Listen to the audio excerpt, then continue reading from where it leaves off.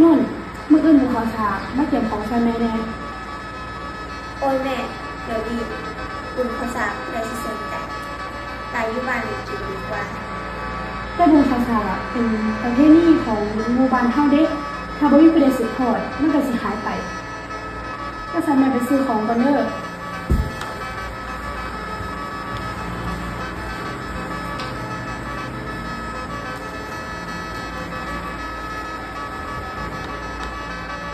ง่ายเราก็พอแต่ว่าบุญเขาสากเขาเฮ็ดกันเพื่ออีหยังถ้าอยากหูมืออื่นก็ไปวัดน้ำยาย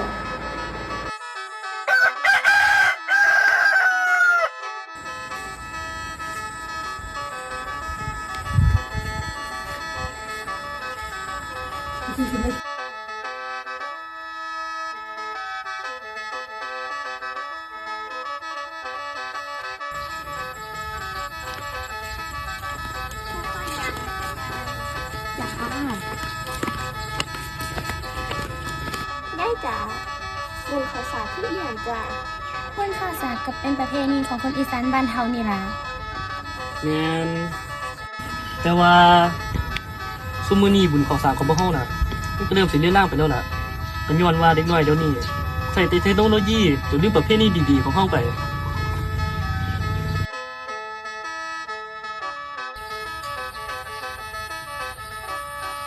ถ้าพูดในเรื่องต่อไปแต่สิบ่มีผู้ใดรู้หรอกเนาะว่าบุญเขาสากมันคืออีหยังต่อไปอาจสิซอยได้ให้ทุกปีเด้อเห็นบ่ลูกการมาเฮ็ดบุญมื้อนี้เฮ็ดให้เฮาได้อยู่พร้อมหน้าพร้อมตากันเด้ จ้า แล้วก็อีกอย่างหนึงได้อีหลาเลยนะกูสิบอกก็คือประเพณีของเฮาน่ะมันสิคงอยู่ต่อไปได้แต่บ่แม่นอย่างคนรุ่นเก่าหรอกแต่อาจจะเป็นอย่างคนรุ่นใหม่เนาะที่คอยตัดสินความวัฒนธรรมของเฮาไว้ เมื่อเรารู้คุณค่าของรากเหง้าบุญเรียนศิลป์ก็จะยังคงอยู่ในใจของเราตลอดไป